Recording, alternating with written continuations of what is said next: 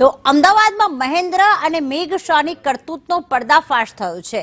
4 વર્ષમાં 50 બંધ કંપની ખરીદી અને સેબીમાં સેટિંગ પાડ્યું। કંપનીના શેર્સમાં ઉછાળો લાવી અબજો ભેગા કર્યા।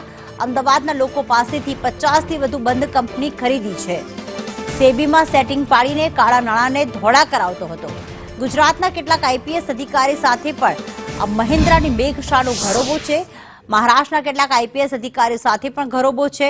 ટ્રેડિંગ મારફતે 10,000 કરોડના કાળા નાણાં વ્હાઇટ કર્યા। મહેન્દ્ર શાહના નામના શેર્સ ઓપરેટરની ભૂમિકા હતી। ડિસેમ્બરમાં ભારત ગ્લોબલ ડેવલપર્સને સસ્પેન્ડ કરાઈ હતી। ખોટી જાહેરાત કરીને શેર્સમાં કૃત્રિમ તેજી સર્જી હતી। દેશ વિદેશના 1500 કરોડના ઓર્ડર લીધાની ખોટી જાહેરાત કરવામાં આવી અને આંગળીયામાં ગોલ્ડ મૂકીને કરોડોની ક્રેડિટ લીધી હતી। અમદાવાદ અને મુંબઈના 30 આંગળીયામાંથી ક્રેડિટ લીધી છે। અમદાવાદનો રેલો દુબઈ, સુરત અને મુંબઈ સુધી પણ જશે।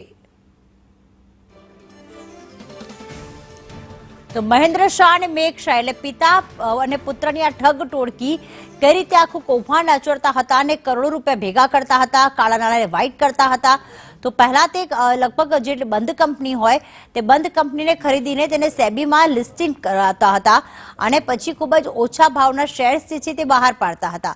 જ્યારે લોકોને એડવાઇસ આપવામાં આવતી, જાહેરાત આપવામાં આવી કે તમે આ શેર્સ ખરીદી લો, આમાં તેજી આવવાની છે, ત્યારબાદ કૃત્રિમ તેજી કરાવતા, જેના કારણે લોકો આ શેર્સની ખરીદી કરી લેતા અને પછી અચાનક એ શેર્સના ભાવ ડાઉન કરી દેતા।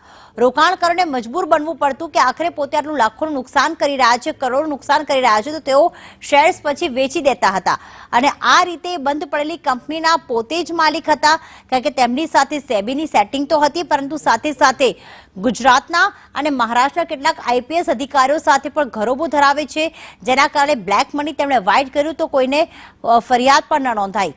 આખો મામલો સામે આવ્યો કે જ્યારે આ પ્રકારની જાહેરાતો કરવામાં આવતી હતી।